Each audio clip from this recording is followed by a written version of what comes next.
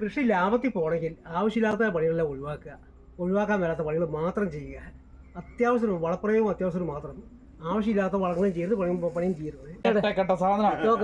വേണ്ട, അയ്യോ കൊതി തീർന്നു.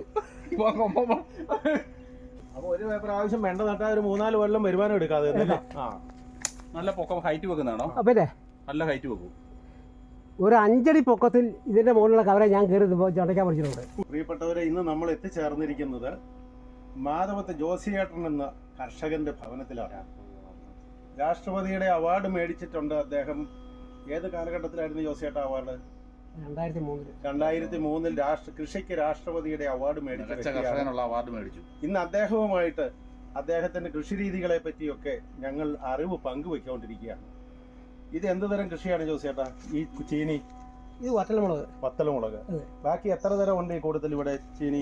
മുളക് ഒരു 10 മുകളിലുണ്ടാവും. 10 മുകളിലുണ്ട് അല്ലേ?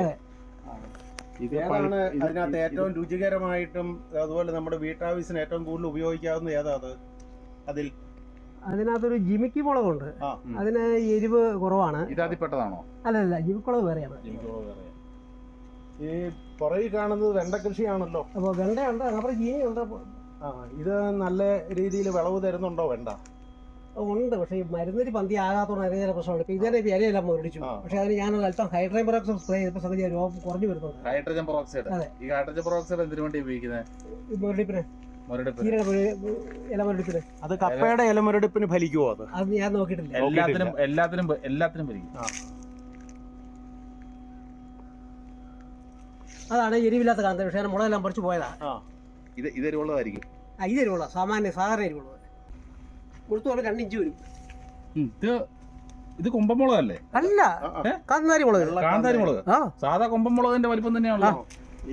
അത് നമ്മുടെ കസ്റ്റഡിയിലുള്ളോ? അയ്യോ ഞെട്ടക്കെട്ട സാധനം.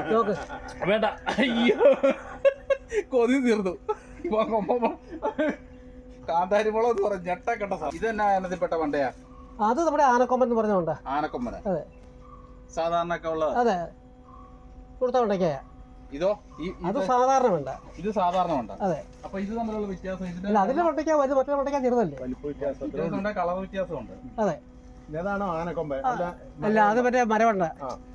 ഈ മരവണ്ടയുടെ കായ്ക്ക് മറ്റു ഇനങ്ങളിൽ നിന്ന് വ്യത്യസ്തത എന്നതാ ഉള്ളത്? അത് വർഷങ്ങൾ നിലനിൽക്കുമ്പോൾ. സാധാരണ വേണ്ട മാസങ്ങൾ നിലനിൽക്കുമ്പോൾ ഇത് വർഷങ്ങൾ നിലനിൽക്കും. അപ്പൊ ഒരു പ്രാവശ്യം വേണ്ട നട്ടാ ഒരു 3-4 കൊല്ലം വരുമാനം എടുക്കാതെ. നല്ല പൊക്കം ഹൈറ്റ് വെക്കുന്നതാണോ? പിന്നെ നല്ല ഹൈറ്റ് വെക്കും. ഒരു 5 അടി പൊക്കത്തിൽ ഇതിന്റെ മുകളിലുള്ള കവരെ ഞാൻ കയറി ചടയ്ക്കാൻ പഠിച്ചിട്ടുണ്ട്. 5 അടി പൊക്കത്തില്? പൊക്കത്തെ കയറി 5 അടി പൊക്കമുള്ള ശീലത്തെ കയറി പടയ്ക്കാൻ പഠിച്ചിട്ടുണ്ട്. ഇതിന്റെ ശകരത്തെ കയറി നിന്ന്? അതെ. അപ്പൊ അത്ര മരം പോലെ തന്നെ. അതാ മരവണ്ട എന്ന് പറയുന്നത്. 5 അടി പൊക്കത്തിലുള്ള ശകരത്തെ കയറി. ഇതെന്നാ തരം? കസ്തൂരി വേണ്ട. ഇത് കസ്തൂരി വേണ്ട. അപ്പൊ ഇതിന്റെ ഒരു പ്രത്യേകത എന്നാ? അല്ല, അത് ഒരു ഔഷധ വെട്ടയാണത്. കറി വെക്കാൻ കൊള്ളുകയല്ല.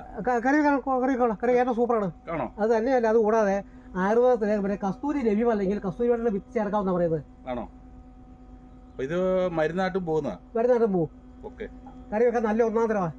ഈ ചെടി എന്നതാ ജോസിയേട്ടാ? അത് മറ്റേ ചുവന്ന മത്തിപ്പുളി. മത്തിപ്പുളി ആണോ എന്നുള്ള സംശയം കൊണ്ടാ ചോദിച്ചത്. അല്ലെങ്കിൽ ഞെരിഞ്ഞാമ്പുളി എന്നും പറയല്ലേ? പറയായിരിക്കും.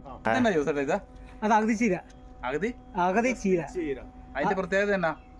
അത് ഇല കറി വെക്കാൻ ഏറ്റവും ഉത്തമമാണ്. ഇത് ഇനിയും പൊങ്ങോ? ഇനിയും വലിയ മരമായിട്ട് പൊങ്ങും. ഏകദേശം ചീമക്കൊന്നൊരു ഷേപ്പ് പോലെ നിൽക്കും. നമ്മൾ കൃഷി ലാഭത്തിൽ പോകണമെങ്കിൽ ആവശ്യമില്ലാത്ത പണികളെല്ലാം ഒഴിവാക്കാൻ മേലാത്ത പണികൾ മാത്രം ചെയ്യുക. അത്യാവശ്യം വളപ്രയോഗം അത്യാവശ്യം മാത്രം, ആവശ്യമില്ലാത്ത വളങ്ങളും ചെയ്ത് പണിയും ചെയ്യരുത്. മാൻ പവർ കുറയ്ക്കുക അല്ലേ? കുറയ്ക്കുക. ഈ വാഴയുടെ കൈയൊന്നും വെട്ടിയിട്ടില്ലല്ലോ. അന്നേരം ചെള്ളിശല്യം ഉണ്ടാകാൻ സാധ്യതയുണ്ടോ? ഇവിടെ ആയാലും ചെള്ളിശല്യമൊന്നുമില്ല. ഉണ്ടായിട്ടില്ല? ഇവിടെ ഉണ്ടാകുന്നില്ല. ടോമേ, ഈ ജോസേണ് എനിക്ക് തോന്നുന്ന ഒരു കുറഞ്ഞത് 40 ഇനം വാഴ കൃഷി ചെയ്യുന്ന ഒരാളാണ്. ഇപ്പോൾ ഇത് കണ്ടില്ലേ, ഈ തോട്ടം മുഴുവൻ ഏത്തവാഴയാണ് നട്ടിരിക്കുന്നത്. ഇപ്പം ഇതിനു മുമ്പ് ഇവിടെ ചവണിയാങ്ങി പോനായിരുന്നു അല്ലേ ജോസേട്ടാ? അല്ലേ? ഈ ജോസേണ് ടോം പറഞ്ഞ രീതിക്ക് തന്നെ കൃഷി ചെയ്യുന്ന ഒരാളാണ്. ദേശീയ പുരസ്കാരമൊക്കെ വാങ്ങിച്ചിട്ടുണ്ട്. ജോസേൻ്റെ അനുഭവത്തിൽ ഇങ്ങനെ ഈ വാഴക്കച്ചി കളയാതെ നിർത്തി കഴിഞ്ഞാൽ കുഴപ്പം വല്ലതും ഉണ്ടോ? ഞാൻ കുഴപ്പമൊന്നും കണ്ടിട്ടില്ല. കണ്ടിട്ടില്ല. പണ്ടുള്ള ആളുകൾ ഈ വാഴക്കച്ചി കളയാതെ കെട്ടിവെക്കുക ചെയ്തോണ്ടിരുന്നത്. വാഴ ചുറ്റി കെട്ടുവായിരുന്നു, വാഴ കൂടെ പൊളിയായിരിക്കാൻ വേണ്ടി. രാഷ്ട്രപതിയിൽ നിന്ന് അവാർഡ് മേടിച്ചിട്ടുള്ള ഒരു വ്യക്തിയാണ് സാക്ഷ്യപ്പെടുന്ന വാഴയുടെ കൈ കണ്ടിക്കാതിരിക്കുകയാണെന്നല്ല, വാഴക്കച്ചി കണ്ടിക്കാതിരിക്കുകയാണെന്നല്ല. അധികം ഈ പഴയ കാലത്തുള്ള ആളുകൾ ഇതൊന്നും കണ്ടിക്കുന്നൊന്നുമില്ലായിരുന്നു. ഇന്ന് ഏത്തവാഴയ്ക്കാണ് ഏറ്റവും കൂടുതൽ, ഏത്തവാഴയിലാണ് ഏറ്റവും കൂടുതൽ യൂറിയ വളം കയറുന്നത്. യൂറിയ വളം കയറുന്നത് കൊണ്ടാണ് ഇതിൻ്റെ സ്മെല്ല് കിട്ടും. സ്മെല്ലുണ്ടല്ലോ, ഹോർമോണിൻ്റെ സ്മെല്ലുണ്ട്. യൂറിയ വളം ചെല്ലുമ്പോൾ അതിൻ്റെ പ്രാണികൾക്ക് ഇത് അബ്സോർവ് ചെയ്യാനുള്ള കഴിവ് കൂടുതലാണ് ആയിരിക്കും. അതുകൂടാതെ വേറെ സംഗതികളുണ്ട്. ഇവിടെ നമുക്ക് ഈ വാഴയ്ക്ക് യാതൊരു രോഗ കീടബാധ ഇല്ലാത്ത സമയത്താണ് ഇവിടെ വളക്കമ്പനിക്കാർ കെട്ടിവെച്ച് വളക്കട സേഴ്സ്വാനെ അവർ സ്വാധീനിച്ച് കൃഷിക്കാരെ ഏൽപ്പിക്കുന്നത്. ഇത് കൊണ്ടിട്ട് കഴിഞ്ഞാൽ നമ്മുടെ വാഴയ്ക്ക് യാതൊരു കേടും ഉണ്ടാകുകയില്ല എന്നും പറഞ്ഞ് കൃഷിക്കാരെല്ലാം ചുമ്മാ മേടിച്ചുകൊണ്ട് വാഴച്ചോട്ട് കൊണ്ട് ഫ്രീ ആയിട്ട് കൊടുക്കുമായിരിക്കും. ഫ്രീ ആയിട്ട് കൊടുക്കില്ല. ഇത് കേൾക്കുമ്പോഴത്തേക്ക് കൃഷിക്കാരൻ മേടിച്ചോണ്ട് പോവുക.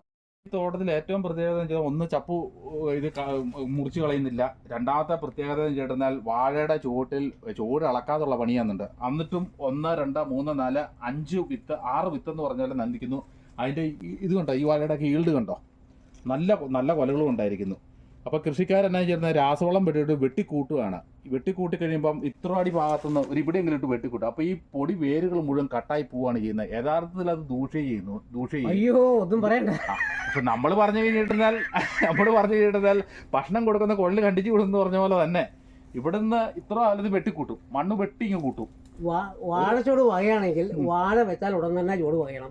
2-3 ആഴ്ച ഏത് കൃഷിയാണ് അതിനെ പിന്നെ ചോട് വകയാൻ പാടില്ല. പ്രത്യേകമായിട്ട് ഇത് കണ്ട പുതുമണ്ണ് കിടക്കുന്നത് ഈ തോട്ടത്തിലെ ഏറ്റവും നല്ല ഇത് പുതുമണ്ണ് കിടക്കാണ്. ഇവിടെ കണ്ട വാഴ ഇളകിയിട്ട് പുതുമണ്ണ് കിടക്കുന്നത് ഇത് കണ്ടോ. അതിന്റെ ഇത് യഥാർത്ഥത്തിൽ ഇത് ഞാൻ കൈക്കെടുത്ത് കാണിക്കാം. ഇത് കണ്ടോ, ഇങ്ങനെ കോരി എടുക്കാവുന്ന മണ്ണ് എവിടെയാണ് കിടക്കുന്നത്. ഇത് കണ്ടോ, പുതുമണ്ണ് ഇട്ട് കൊടുത്തിരിക്കുകയാണ് ജോസേട്ടൻ ചെയ്തിരിക്കുന്നത്. ചേട്ടൻ പറഞ്ഞ പോലെ തന്നെ ഇത് തൊടാതെ ഇതവിടെ കിടന്നോട്ടെ, ഇത് എന്താ ഇതിന് ദൂഷിയിരിക്കുന്നത്. അങ്ങനെയുള്ള വാഴകൾ ഇന്ന് ആയിരക്കണക്കിന് നിൽക്കുന്ന തോട്ടങ്ങൾ ഞാൻ കണ്ടിട്ട് ഞാൻ ചെയ്യുന്ന വാഴകളും അതെ ആയിരക്കണക്കിന് നിൽക്കുന്ന തോട്ടങ്ങൾ ഞാൻ സന്ദർശിച്ചിട്ട് വരുന്നത്. അവരെല്ലാവരോടും ചോദിക്കുമ്പോൾ അവരിപ്പോൾ ആരും അത് കട്ട് ചെയ്ത് കളയുന്നില്ലെന്നാണ് പറയുന്നത്. ഇനി വാഴയ്ക്ക് ചെള്ളുശല്യം ഉണ്ടാകുകയാണെങ്കിൽ നമ്മൾ ആ മൊത്തം ചെയ്യാനുള്ളത് മഴയുള്ള സമയത്താണെങ്കിൽ അരക്ക് സോപ്പ് മുറിച്ചിട്ട് ഓരോ ചെറിയ ചീളെടുത്ത് കാരത്തിന്റെ അംശം ചെല്ലുക, അല്ലാതെ വേറെ ഒരു കെമിക്കലും കൊടുക്കേണ്ട കാര്യമില്ല. ഇനി മഴ ഇല്ലെങ്കിൽ നമ്മൾ ചെള്ളുശല്യം ഉണ്ടായിരിക്കും, ചെള്ളുശല്യം ഉണ്ട് താനും. മഴയില്ല എങ്കിൽ നമ്മൾ അരക്ക് സോപ്പ് വെള്ളത്തിൽ ലയിപ്പിച്ചിട്ട് തിളപ്പിച്ചിട്ട് സ്പ്രേ ചെയ്ത് കൊടുത്താൽ മതി, അല്ല ഒഴിച്ചു കൊടുത്താൽ മതി. അത് ഇറങ്ങി കഴിഞ്ഞാൽ സംഗതി അത് ഞാൻ ചെയ്തിട്ടുണ്ട്. പിന്നെ അതും കഴിഞ്ഞ് സംഗതി ഇവിടെയൊക്കെ കൂടുതൽ തുളച്ചിട്ടുണ്ടെങ്കിൽ സംഗതി അതിനകത്ത് സോപ്പിന്റെ ചെറിയ ചീള തള്ളി കൊടുത്താൽ കാരമാണ് ഇന്ന് ഏറ്റവും നല്ലത്. കാരം മണ്ട സ്പ്രേ ചെയ്ത് കൊടുത്ത് എന്റെ ഒരു വാഴ പ്രാവശ്യം ഉണ്ടായപ്പോൾ കാരം ഞാൻ മണ്ട സ്പ്രേ ചെയ്ത് കൊടുത്തു. ആ സ്പ്രേ ചെയ്ത് കൊടുത്തിട്ട് പിന്നെ അത് മാറിയിട്ടുണ്ട്. വീഡിയോ ഇഷ്ടപ്പെട്ടാൽ ലൈക്ക് അടിക്കുകയും നിങ്ങളുടെ അഭിപ്രായങ്ങളും നിർദ്ദേശങ്ങളും കമൻറ്റായി താഴെ രേഖപ്പെടുത്തുകയും ചെയ്യുമല്ലോ.